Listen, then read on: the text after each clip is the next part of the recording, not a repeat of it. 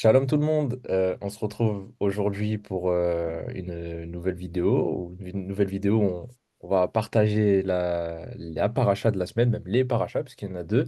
Comme on avait fait l'autre fois, là on se retrouve avec Priel et Alan pour cette fois-ci.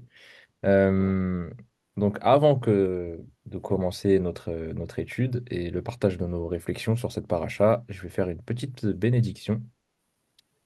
Alors, Baruch ata Adonai Eloheinu melech haolam, asher kideshanu bemidzotav v'tivanu, la'asok bedivrei Toratecha.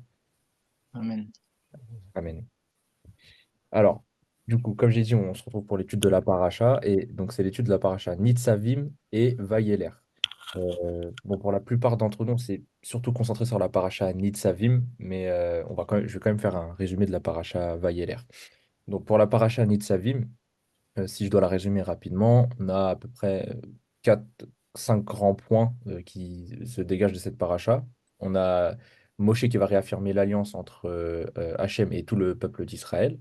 La responsabilité collective avec le peuple d'Israël qui est responsable de toutes les actions qu'ils font et de leur fidélité sur l'alliance.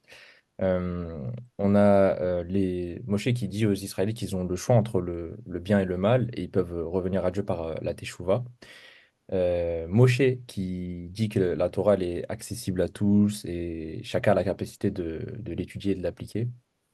Et on a aussi Moshe qui exhorte le peuple à choisir la vie en suivant du coup les voies de la Torah, en suivant Hachem. Et ce qui garantirait du coup la bénédiction et la prospérité pour le peuple. Et pour la paracha Vayeler, ça commence avec les derniers jours de Moshe, où Moshe il annonce qu'il il s'approche de la mort et que du coup il traversera pas le Jourdain. Il y a la transition de leadership sur du coup Josué, où du coup Moshe il va désigner Yehoshua comme son successeur. Moshe qui ordonne qu'à chaque fête de Sukkot, tous les 7 ans, il y ait la Torah qui soit lue publiquement devant tout le peuple. Hachem qui va prédire que le peuple se détournera de l'alliance. Moshe qui va recevoir de Dieu une instruction qu'en gros il doit faire un chant. Et voilà. Donc ça c'est pour le résumé des deux parachas rapidement.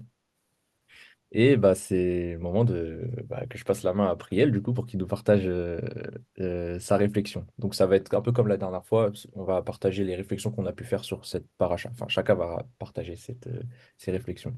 Priel, du coup, je te laisse la main. Alors, shalom à vous. Moi, du coup, je me suis concentré sur la paracha Nitzavim et je me suis d'abord concentré sur la traduction de Nitzavim en français. Du coup, ça veut dire vous vous tenez.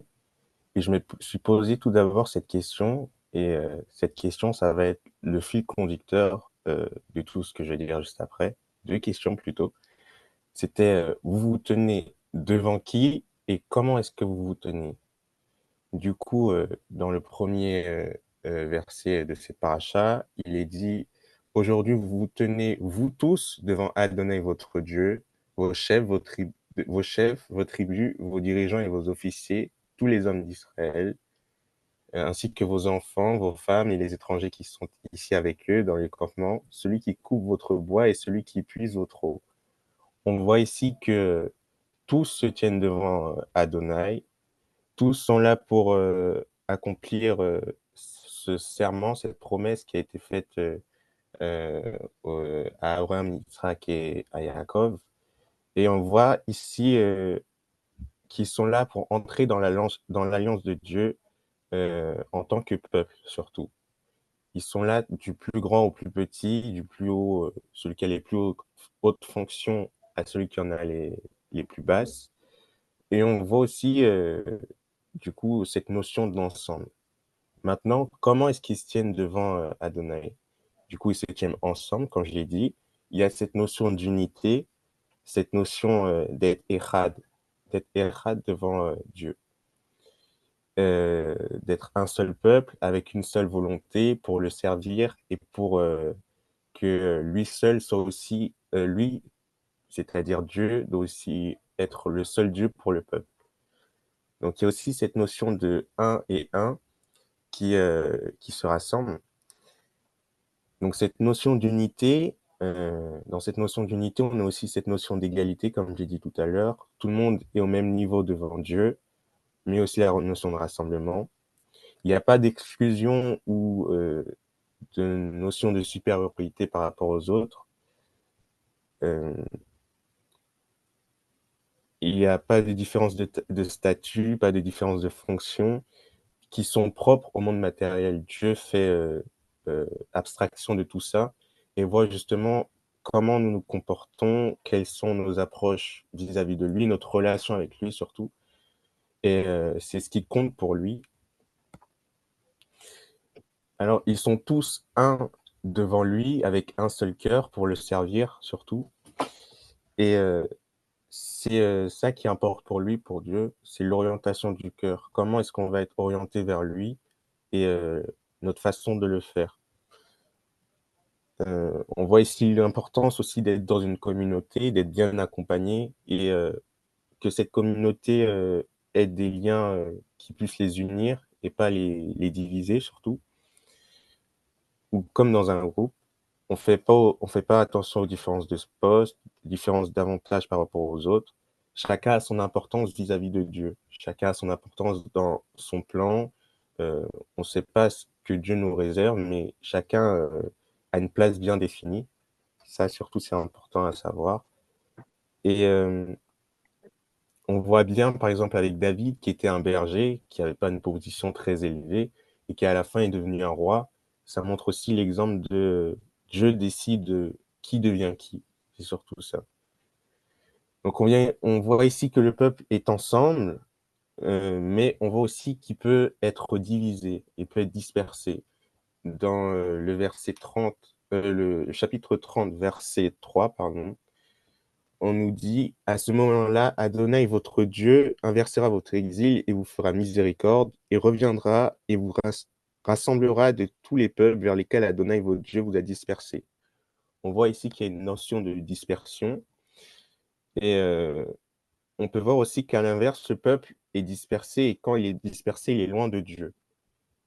C'est Dieu qui polarise le peuple et qui leur permet de se rassembler autour de lui. Il est en quelque sorte leur repère. Et ceci, le peuple le retrouve grâce à la Torah.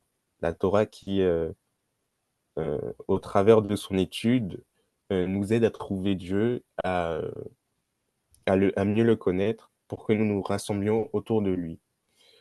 Pour moi, la Torah, c'est comme, si je reprends une, une image, c'est comme il y a le berger dans un troupeau, il y a les brebis, mais il y a aussi le chien qui vient rassembler les brebis et l'amener vers le berger. Et pour moi, la Torah, c'est un peu comme ça. C'est quelque chose à travers, c'est un texte à travers lequel on nous rassemble pour que nous puissions ensemble trouver Dieu. Et, en- et ici, notre berger, c'est Yeshua, c'est celui auquel nous croyons et qui est un peu le fil conducteur. On voit aussi que on a l'opportunité de nous rapprocher avec Dieu à travers sa Torah. C'est ce qui nous est dit dans cette paracha. Et cela en tout temps et à tout moment, car la Torah est proche de nous, il nous est dit. On peut aussi avoir cette notion aussi de Torah qui est dans notre cœur, que nous devons garder et préserver pour la mettre en pratique surtout. Et c'est ce qui nous fait nous rapprocher de Dieu. Il y a aussi la notion qu'il faut être un dans sa relation avec Dieu, ne pas avoir une pensée et un cœur qui divergent et des actions qui sont différentes. Ne pas avoir une attitude de serviteur, mais un esprit qui fait l'inverse, une pensée qui est dans le péché.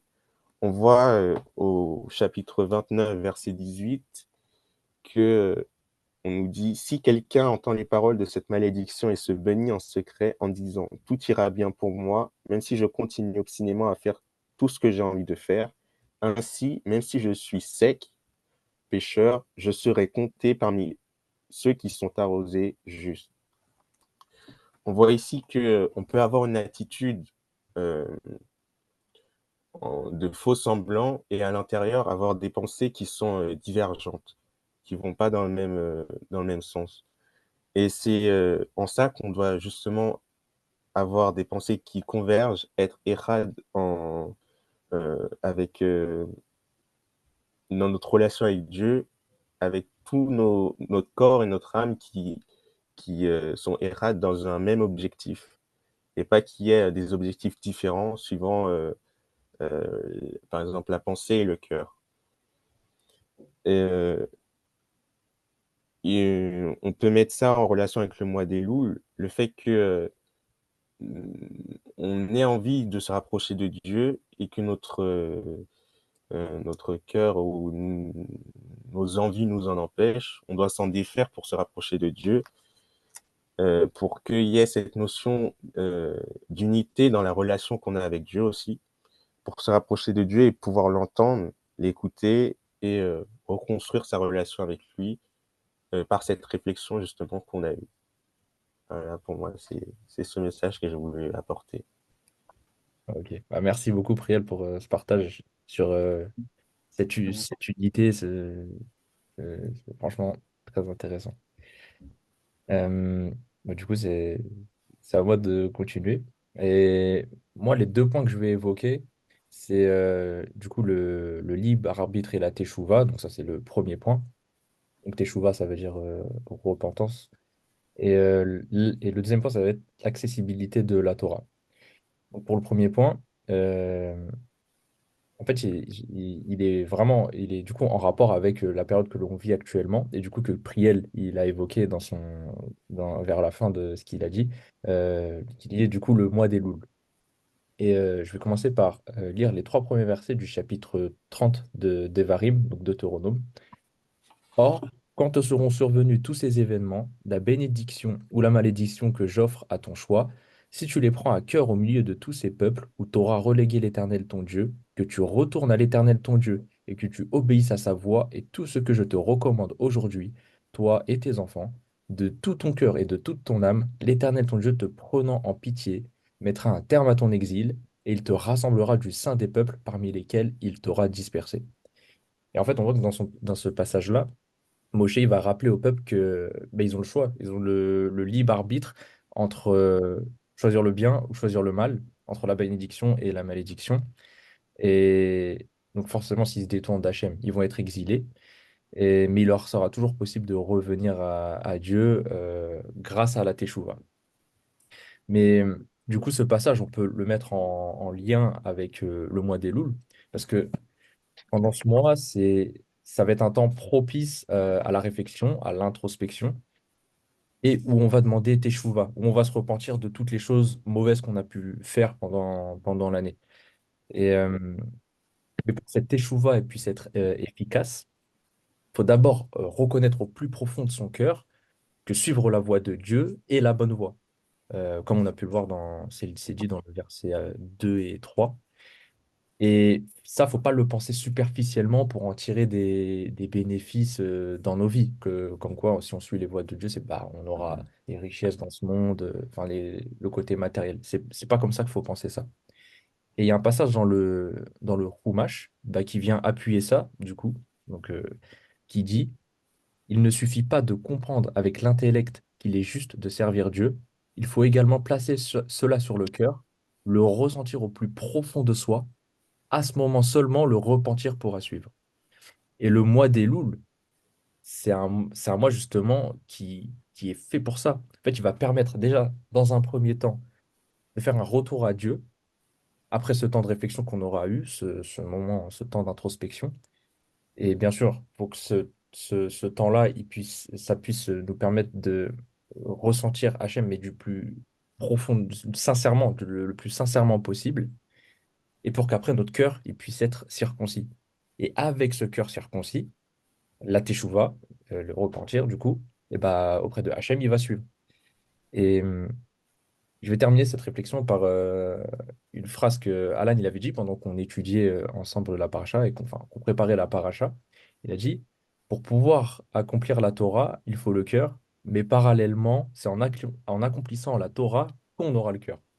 Et ça fait le lien du coup avec mon deuxième point, donc l'accessibilité de la Torah. Et on voit dans cette paracha, Moshe, il va expliquer un peu plus loin, dans le chapitre 30, que la Torah, c'est pas un enseignement distant, un enseignement difficile à atteindre ou réservé à une élite. Et ça, c'est illustré dans le verset 14 du coup, du chapitre 30 de Devarim, où Moshe il va dire, la chose est tout près de toi, tu l'as dans ta bouche et dans le cœur pour pouvoir l'observer. Et on voit que ce passage, du coup, il souligne que la Torah, elle est accessible à tous et que chacun a la capacité de l'étudier et de l'accomplir. C'est quelque chose qui est palpable pour tout le monde, enfin, qui est accessible pour tout le monde.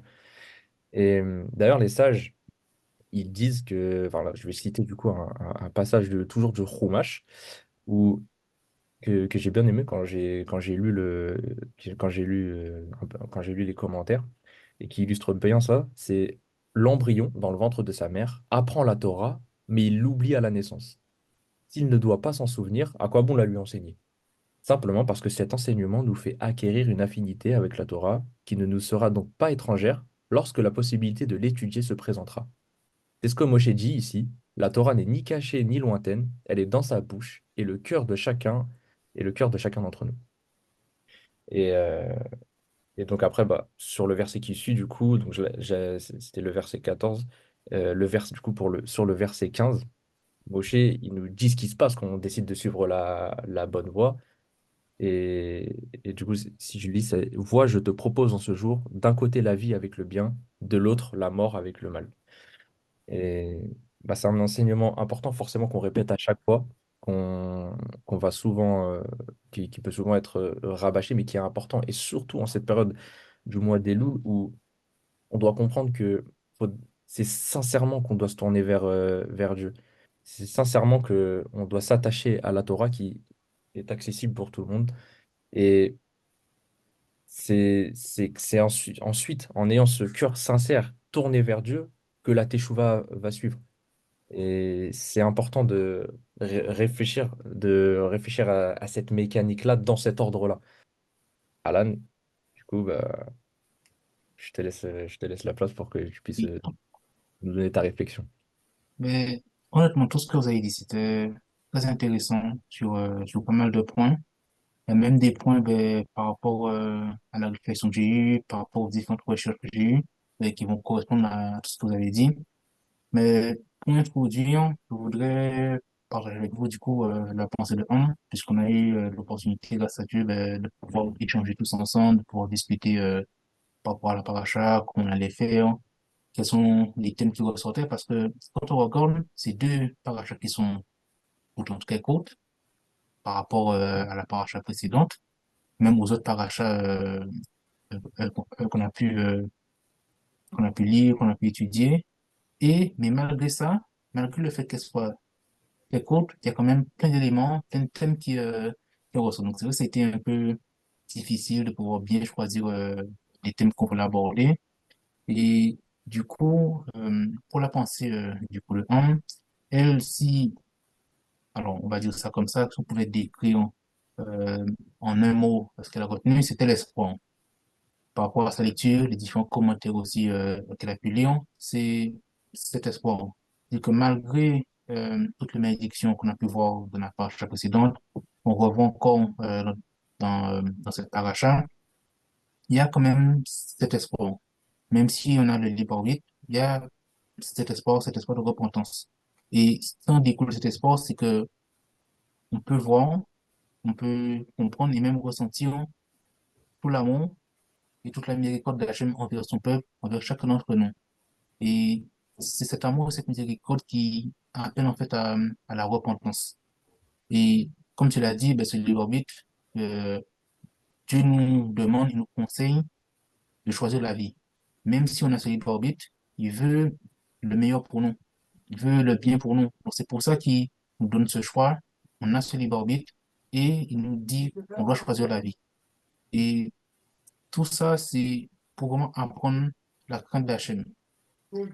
Et du coup, le sujet que je voulais aborder avec vous, du coup, c'était, comme tu l'as si bien dit, Rachid, c'est cette circoncision du cœur, en fait. Comme le dit le Moshe dans Devarim 30, verset 14, que la parole est tout près de nous, elle est dans notre bouche et même dans notre cœur. Et du coup, j'ai pu voir euh,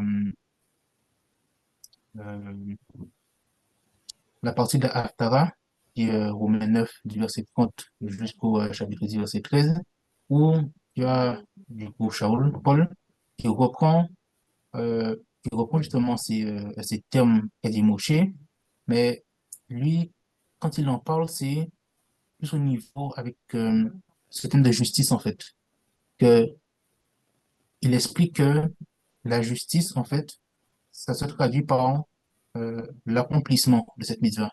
Le fait qu'on va accomplir cette mitzvah, accomplir le commandement que Dieu nous donne, ben, c'est accomplir aussi la justice de Dieu. Et c'est vrai que ce verset, même si ce n'est qu'un verset, mais il est très fort parce qu'on voit qu'il y a 3 points. On voit que on a la proximité avec soi-même, on a notre bouche et même notre cœur. Et en fait, ces 3 éléments, ils sont liés. Pourquoi ils sont liés? Parce que un peu plus loin dans Romains, il dit que celui qui fait ces choses vivra par elles. Donc, on comprend que dans tout le discours que Paul a dans cette partie, c'est que euh, la justice, elle est fondée dans la Torah. Donc, on peut conclure que la justice, c'est la Torah. Donc, comme je l'ai dit, donc accomplir du coup la Torah, c'est accomplir la justice de Dieu. Et donc, toute cette pratique ben, va permettre que non seulement elle va rentrer dans notre cœur, et elle va permettre aussi que ben, quand il est dit de votre bouche, ça m'a fait écho à justement ce que le Mashiach a dit, c'est euh, que ce qui nous souille, ce n'est pas ce qui est dans notre bouche, mais ce qui est dans notre cœur. Donc, on voit ce contraste. Là, c'est que quand on a des mauvaises choses dans le cœur et que ça va sortir de notre bouche, en fait, c'est comme une proclamation, en fait. On va proclamer ces mauvaises choses. Alors que si on applique la Torah dans notre cœur, ben, ce qu'on va proclamer, donc c'est la Torah. Donc, on va proclamer euh, les commandements de Dieu. On va proclamer, du coup, ce choix de vie qui est le bien et la vie. Et on va proclamer aussi la justice de Dieu. Donc, c'est pour ça que ces trois éléments sont liés. Et quand il est très proche de vous, comme tu l'as dit, Rachid, euh, elle n'est pas lointaine, mais elle est proche de nous par nos actions, en fait. C'est nos actions, notre quotidien, comme tu l'as si bien dit, cette répétition. Et il y a quelques semaines, on a eu l'opportunité d'avoir ben, justement l'enseignement de Willy sur la répétition qui montre à quel point c'est important de répéter. Donc, le fait de répéter la Torah quotidiennement, continuellement, ben, ça va travailler notre cœur, en fait. Et c'est pour ça que Dieu nous demande, en fait, d'avoir le cœur à l'ouvrage. Et c'est pour ça que le message aussi euh, de Shaul, c'est que en mettant le cœur à l'ouvrage, ça va développer notre amour pour les commandements de Dieu, développer notre amour pour Hachem aussi et appréhender et comprendre mieux l'amour qu'il a pour nous. Et on aura, comment dire, non seulement on va gagner en humilité, puisque comme a dit Priel, si on n'a pas le cœur, euh, si on a le cœur au niveau de mauvaises choses, si que on a cette pensée de se dire que malgré tout ce qu'on va faire, ben, on a l'opportunité de trouver ou se bénir en secret, mais en fait, c'est de l'orgueil en fait. Et l'orgueil, c'est quelque chose qui est vraiment très, très mauvais que je n'aime pas en fait. Dieu n'aime pas l'orgueil. Et pour contrer cet orgueil, on doit avoir de l'humilité. Et on sait que dans le travail des midotes, qui est le caractère, non, on est censé avoir un équilibre pour tous les caractères, bon et mauvais, mais trouver cet équilibre.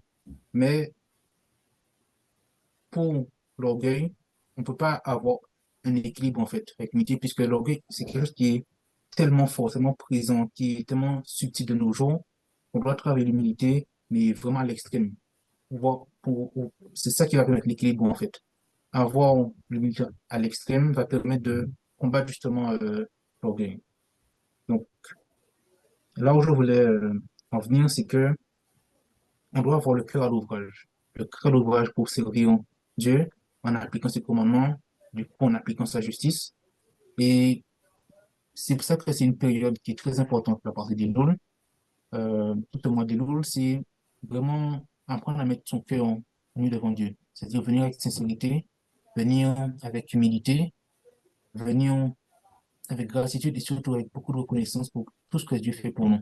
C'est pour ça que c'est un bilan sur l'année, un bilan sur tout ce qui est bon, tout ce qui est mauvais, et comment du coup on va mettre en place ben, tout ce qu'on n'a pas pu faire, tout ce que on va devoir faire pour justement la nouvelle année. Donc c'est pour ça que je pense que l'un des messages pour, comme tu as dit Rachid, c'est vraiment cette repentance avec un cœur sincère. Et c'est cette repentance sincère qui va permettre que Hachem va circoncire notre cœur et ça, c'est ce qui va créer un véritable changement en fait. C'est vrai que le Rav l'a souvent mentionné, il a souvent dit que c'est vraiment une repentance sincère.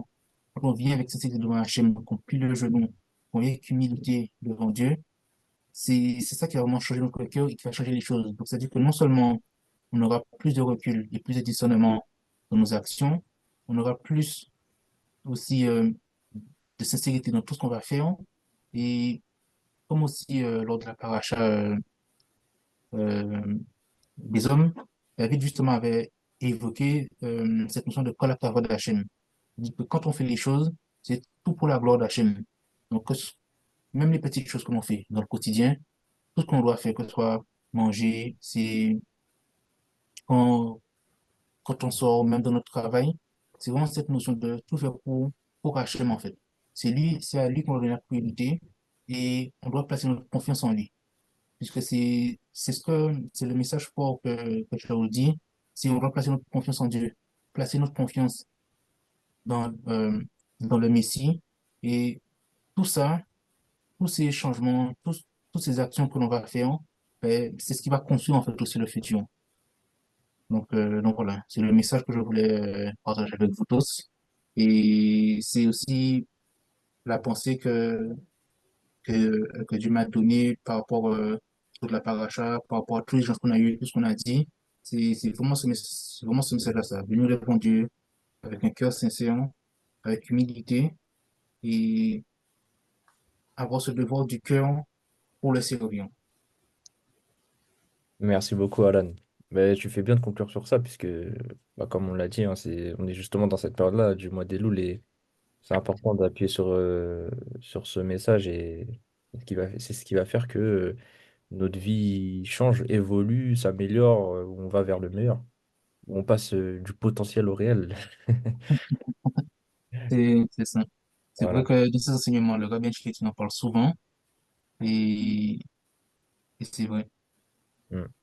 C'est important de Donc, mettre c'est ça. ça. Donc, c'est vraiment préparer son cœur euh, avant, avant de mettre avant de mettre en pratique, pendant qu'on en pratique aussi, on doit continuer à préparer son cœur et même après. C'est-à-dire que même si c'est vrai que le mois des Loul, c'est un mois qui est propice justement pour que Hachem alors, nous allons mettre notre cœur, parce que le cœur, c'est le point de départ de tout. Quand on regarde tout ce qu'on a dit, c'est vraiment le cœur qui est le point de départ. Et si arrive vraiment à avoir cette sincérité de cœur, que tout part du cœur, ça va justement permettre que dans toutes nos actions, tout ce qu'on va faire, même dans nos prières, en fait, on aura vraiment ce cœur qui est vraiment devant la chaîne. Et ce ne sera pas, comme tu l'as dit, l'intellect qui va jouer. C'est vraiment le cœur. Et ce que je voulais dire, c'est que même si Elul, c'est moi qui est propice pour que Hachem puisse entendre nos prières, ça ne veut pas dire que c'est que dans ce moment-là, ça qu'on doit travailler notre cœur. Le travail, il est en continu, en fait. C'est vraiment sur toute l'année, même après Elul, c'est continuer ce travail de cœur. C'est vrai que quand on dit ça, on se dit que c'est beaucoup plus facile à dire qu'à faire, mais Dieu nous demande de lui faire confiance. Et comme Moshe l'a dit, c'est pas trop difficile. C'est pas trop difficile de pouvoir accomplir. On fait toujours comme on peut, mais le but c'est d'avancer. Toujours avancer, quelles que soient les difficultés, garder le sourire, garder la foi et la confiance en Dieu et continuer à avancer. Amen. Mm. Bah, les gars, merci, hein. Merci d'avoir partagé ça, d'avoir permis qu'on partage ça ensemble. De toute façon, les études de paracha, qu'on les fait ensemble. Enfin, et même, je recommande même à ceux qui nous regardent, enfin, au moins avec une autre personne en plus. toujours mieux. Ouais, c'est particulier parce que tu apprends tellement de choses. Et en fait, on s'alimente, on s'alimente chacun. Et chacun, on se donne des idées. Et on a développé des parties différentes, mais en vrai, on s'est tous aidés, quoi. Enfin, il y a plein de choses qui viennent de chacun. Donc, franchement, super intéressant. Et puis, bah, voilà, en plus, on arrive à la fin du cycle. La semaine prochaine, ce sera Willy pour bah, les deux dernières parachas, parce que les deux aussi, elles sont couplées. Bah, les gars, encore merci. Et puis, bah, Pas si, je veux juste, avant qu'on se juste une précision, ouais, c'est vrai que c'est mieux, mais recommandé, mais quand on a la possibilité d'étudier à plusieurs, il faut étudier à plusieurs. voilà. C'est Ouais, vrai que seul étudier, on va avancer, mais il faut pas oublier que je sais qu'on avait étudié justement, comme on a l'habitude de rester manger euh, après l'office avec Willy. Il y a dans le chapitre 6 des Pirkei Avot, il y a une Mishnah justement qui dit que quand on étudie la Torah, on ne doit pas l'étudier pour soi-même. Et même si je pense que je l'ai revu aussi dans les commentaires du Chumash, on ne doit pas étudier la Torah pour soi-même dans un but personnel, mais toujours dans ce service de cœur pour Hachem. Et étudier à plusieurs, non seulement ça va permettre de pouvoir progresser, mais on progresse ensemble en fait, dans une unité. C'est pas juste, bien entendu, on a un travail personnel à faire. Il n'y a pas de doute là-dessus. Mais c'est aussi important de pouvoir étudier à plusieurs, étudier ensemble, que ce soit en famille, soit avec des amis, avec même des membres de notre communauté. C'est important de resserrer les liens et de pouvoir étudier tous ensemble. exactement. Merci pour la précision. Mm. Euh, on peut souhaiter quoi? Shavua Tov, Shabbat Shalom. Je pense que la vidéo elle sortira vendredi, donc Shabbat Shalom. Shalom à tous. Alors, Et bah, à la prochaine. Yes. On se dit à Shabbat. Ouais, Shabbat.